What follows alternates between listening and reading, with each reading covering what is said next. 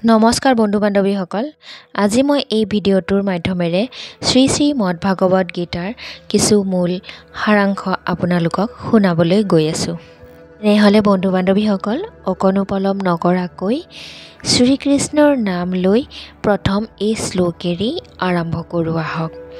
यदा यदा हि धर्मस्य ग्लानिर्भवति भारत अभ्युत्थानं धर्मस्य तदात्मानं सृजाम्यहं परित्राणाय साधूनां विनाशाय दुष्कृतं धर्म संस्थापनार्थाय सम्भवामि युगे युगे।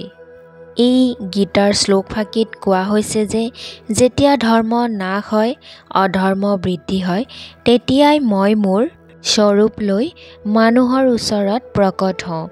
সাধু সন্তক উদ্ধাৰ কৰি পাপীক নাশ কৰি ধৰ্মক পুনৰ সংস্থাপন কৰিবলৈ মই যুগে যুগে জনম লওঁ। মানুহে হৈছে এক বিচিত্ৰ প্ৰাণী। নিজতকৈ দুৰ্বল মানুহক সদায় সেই দৃষ্টিৰে চাই উপহাস কৰি কয়, তোৰ দ্বাৰা একো নহ'ব জীৱনত, ভৱিষ্যত অন্ধকাৰ তোৰ। মানুহৰ ওচৰত যেতিয়ালৈকে টকা পইচাৰে কিনি লোৱা সন্মান থাকে, তেতিয়ালৈকে মানুহে এই দম্ভালি মাৰি থাকে।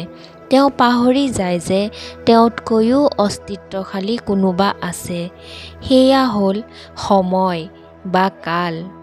কালে নিজৰ চক্ৰ যেতিয়া সলায়, কোনেও ক'ব নোৱাৰে। সময়ে কেতিয়া লুটি বাগৰ মাৰে, কোনেও ক'ব নোৱাৰে। কয়লাকো সময়ে যেনেকৈ হীৰালৈ পৰিৱৰ্তন কৰায়, গতিকে কেতিয়াও কাকো উপহাস কৰিব নাপায়। গৰ্ব, অহংকাৰ, অভিমান একে যেন লাগিলেও একে নহয়। এই তিনিওটাৰে অৰ্থ বেলেগ আৰু ইয়াৰ পৰিণামো বেলেগ, কিন্তু আৰম্ভণি একেই। প্ৰেমৰ পৰাই তিনিওৰে আৰম্ভণি। এই প্ৰেম হ'ল নিজক লৈ কৰা প্ৰেম। এই প্ৰেমে গৰ্বৰ জন্ম দিয়ে আৰু যাৰ বাবে গৰ্ব হয়, সেই সফলতাই অভিমানৰ জন্ম দিয়ে আৰু লাহে লাহে অহংকাৰলৈ ৰূপান্তৰিত হয়।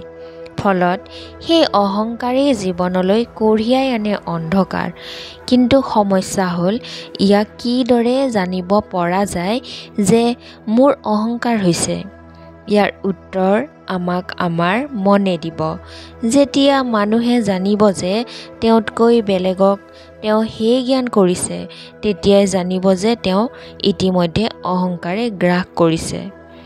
নিজৰ জীৱনৰ ৰহস্যময় দুৰ্বলতাৰ কথা নিজৰ লগতেই সদায় ৰাখিব লাগে।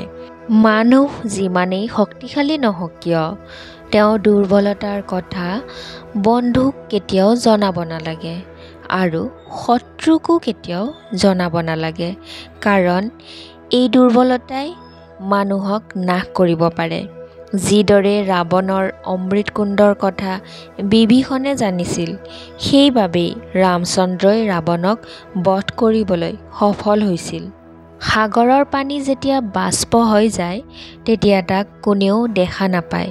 ফলত ডাৱৰে তাক আঁকোৱালি লয় আৰু লুকুৱাই ৰাখে, কিন্তু বায়ুৱে যেতিয়া সেইবোৰ পৰ্বতলৈ লৈ যায়, তেতিয়া পৰ্বতত ঠেকা খাই সেইবোৰ বৰষুণ ৰূপে পৃথিৱীত পৰেহি। এয়াই নিয়তি। পানীক যি ধৰণেই ডাৱৰে লুকুৱাই নাৰাখক কিয়, সি আহি সাগৰতেই পৰিব। ঠিক সেইদৰে সত্যক আমি যেনেকৈয়ে মনৰ মাজত লুকুৱাই ৰাখোঁ, বাস্তৱত সি এদিন ধৰা দিবই। গতিকে সত্যৰ পৰা পলায়ন নকৰি, ইয়াক লুকুৱাবলৈ চেষ্টা নকৰি, স্বীকাৰ কৰি ভৱিষ্যতে হ'ব লগা গুৰুতৰ সমস্যাৰ পৰা আঁতৰি থকাই উচিত। কিবা নহয় কিবা এটা দুৰ্বলতা প্ৰত্যেক মানুহৰে থাকে। জীৱনত কোনোবাই এজন পৰিপূৰ্ণ মানুহ লগ পাইছেনে, যি সকলো ফালৰ পৰাই পৰিপূৰ্ণ? হয়তো নাই পোৱা। কিন্তু মানুহে কি কৰে? নিজৰ দুৰ্বল ৰূপটোক ধ্যান দিয়ে, ফলত অন্তৰ দুখেৰে পূৰ্ণ হৈ পৰে। কিন্তু কিছুমান ব্যক্তি এনেকুৱা আছে, যি সেই দুৰ্বলতাক সবল কৰিবলৈ উঠি পৰি লাগে। দুয়োৰে মাজত পাৰ্থক্য কি বাৰু? যিজনে মনত উদ্যম ৰাখে দুৰ্বল দিশটোক সবল কৰি তুলিবলৈ তেওঁ পুৰুষাৰ্থৰ দ্বাৰা নিজকেই প্ৰতিষ্ঠা কৰে। সেই দুৰ্বলতা জন্মতে থাকিলেও জীৱনৰ মৰ্যাদাই মানুহৰ সবল মনৰ দ্বাৰাহে লাভ কৰে। ভৱিষ্যতৰ দ্বিতীয় নাম হৈছে সংঘৰ্ষ।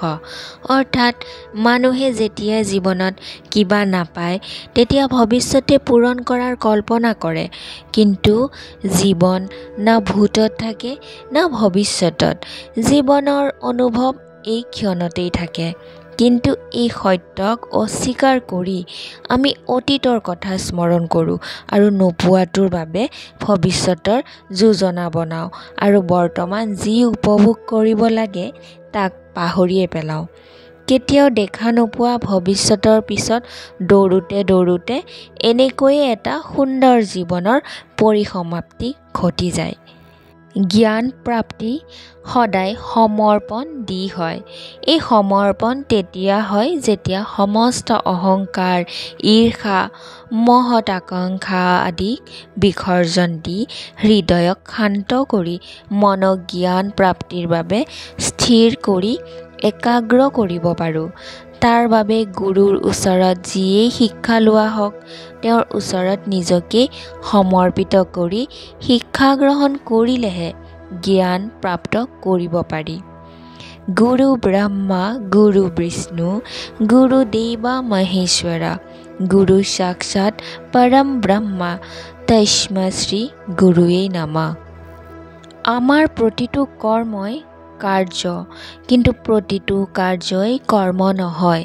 সকলোৱে কৰ্ম আৰু কাৰ্যৰ মাজত থকা পাৰ্থক্য জানিব লাগিব। যদি কৰ্মই ফলৰ আশা কৰি কাৰ্য কৰে তেনেহ'লে সেই কৰ্মক সকাম কৰ্ম বোলে। যেতিয়া কোনো কৰ্মই ফলৰ আশা নকৰাকৈ কাৰ্য কৰে তেনেহ'লে তাক নিষ্কাম কৰ্ম বোলে। এই কৰ্মই মানুহক বাৰে বাৰে জন্ম ল'বলৈ বাধ্য কৰায়, কিন্তু প্ৰকৃততে কৰ্ম নহয়, কৰ্মৰ ফলৰ আশাই মানুহক মায়া মোহ আদিত বান্ধি ৰাখে।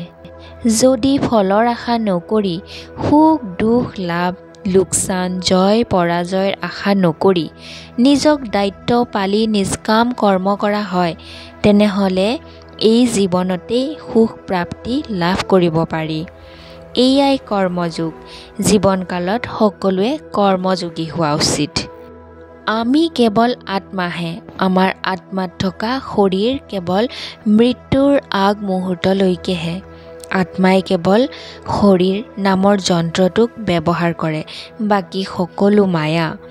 আত্মাক না অস্ত্ৰৰে নাশ কৰিব পাৰি, না অগ্নিয়ে জ্বলাব পাৰে, না পানীয়ে নিৰ্মূল কৰিব পাৰে, না বতাহে শুকুৱাব পাৰে। আত্মা শৰীৰত অৱস্থিত থাকিলেও শৰীৰৰ দৰেই আত্মাৰ বিনাশ নহয়। আত্মা সদায় অমৰ, স্থিৰ, সনাতন। কেৱল এটা শৰীৰ ত্যাগ কৰি আন এটা শৰীৰ গ্ৰহণ কৰে। মানুহৰ জীৱন জয় পৰাজয় সফলতা অসফলতাৰ মাজত ঝুলিয়েই থাকে। আমাৰ জীৱনত আমি তেতিয়া আনন্দিত হওঁ যেতিয়া আমি কোনো কামত সফল হওঁ আৰু অসফলতাত আমি দুখৰ সাগৰত ডুবি যাওঁ। কিন্তু বাস্তৱতে সফলতা আৰু অসফলতা কি? ই কেৱল আমাৰ মনৰ স্থিতি মাত্ৰ। আমি পৰাজয় তেতিয়া নহওঁ যেতিয়া শত্ৰু বিজয় হয়। আমি পৰাজয় তেতিয়াহে হওঁ যেতিয়া আমি পৰাজয় স্বীকাৰ কৰোঁ। ঠিক তেনেদৰে আমি অসফল তেতিয়া নহওঁ যেতিয়া আমি লক্ষ্যত উপনীত হ'ব নোৱাৰোঁ। আমি অসফল তেতিয়া হওঁ যেতিয়া লক্ষ্যত উপনীত হোৱাৰ প্ৰয়াস কৰাই বন্ধ কৰি দিওঁ। গতিকে প্ৰয়াস নকৰাকৈ হাৰ স্বীকাৰ কৰিব নালাগে আৰু এদিন লক্ষ্য কৰিলেই দেখা পোৱা যাব যে আমাৰ সফলতাই আকাশ চুইছে। বন্ধু বান্ধৱীসকল, এটা কথা সদায় মনত ৰাখিব, তেওঁহে আমাৰ সকলোতকৈ আপোন, যিজনে আমাৰ বিপদৰ দিনতো কামত আহে। আমাৰ সেইজনেই সকলোতকৈ আপোন, যিজনে দুখৰ দিনতো আমাক এৰি নাযায়। সুখৰ দিনত সকলো ওচৰতেই থাকে, সময় আহিলেহে আপোনজনক চিনাক্ত কৰিব পাৰি। আপোনজনৰ লগত সময় কেনেকৈ পাৰ হৈ যায় বুজি পোৱা নাযায়, কিন্তু সময়তহে প্ৰকৃত আপোনজনক লগ পোৱা যায়। বন্ধু বান্ধৱীসকল, আজিৰ ভিডিঅ'টো ইমানখিনিয়ে আছিল। ভিডিঅ'টো আপোনালোকৰ কেনেকুৱা লাগিল মতামত জনাবলৈ নাপাহৰিব।